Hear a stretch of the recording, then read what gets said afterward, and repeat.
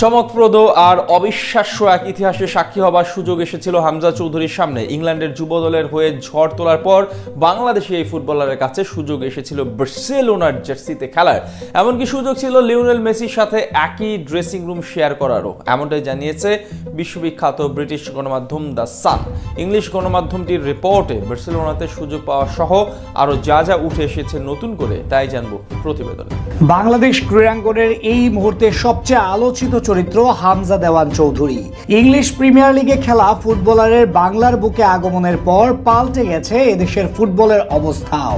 যে দেশে ক্রিকেট নিয়ে মাতোয়ারা থাকে পুরো জনতা, সেখানে হামজার পদার্পণে উল্টে গেছে সেই ধারা।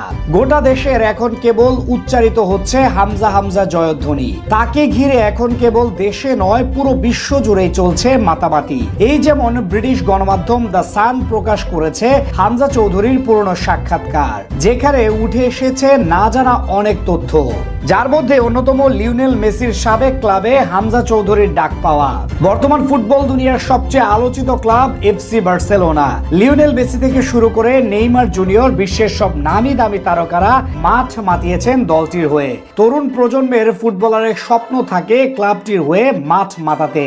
তবে বাংলার ফুটবলের নিউ সেন্সেশন হামজা চৌধুরীর সুযোগ এসেছিল বিশ্ববিখ্যাত ক্লাবটি থেকে, এমনই এক খবর প্রকাশ করেছে ব্রিটিশ সংবাদ মাধ্যম দ্য সান। বর্তমানে শেফিল্ড ইউনাইটেডে খেলা এই তারকার দিকে শুরু থেকে নজর ছিল এফসি বার্সেলোনার।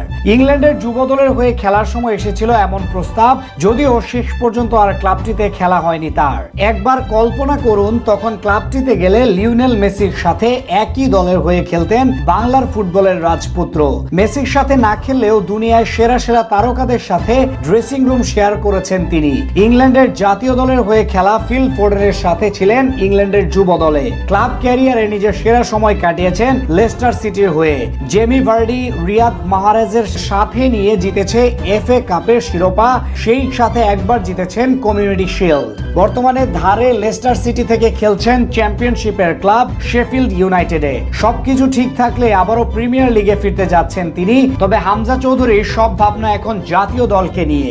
ইংল্যান্ডের বয়সভিত্তিক দলের হয়ে রাজ করলেও কখনোই জাতীয় দলের হয়ে প্রতিনিধিত্ব করা হয়নি তার। 25শে মার্চ ভারতের বিপক্ষে ম্যাচ দিয়েই লাল সবুজের জার্সিতে অভিষেক ঘটবে প্রিমিয়ার লিগে খেলা ফুটবলারের। হামজাকে জাতীয় দলের জার্সিতে দেখতে তর সইছে না এদেশের ফুটবল প্রেমীদের। সাধারণ দর্শকদের মতো একই অবস্থা হামজার নিজেরও। হ্যামিলনের বাঁশিওয়ালার মতো সুরের মূর্ছনায় পুরো দেশের ফুটবলকে জাগিয়ে তোলার প্রত্যয় নিয়েই এদেশে আগমন হয়েছে তার। 25শে মার্চ ম্যান ইন ব্লুদের বিপক্ষে দারুণ এক ইতিহাসের সাক্ষী হতে প্রস্তুত গোটা বাংলাদেশ।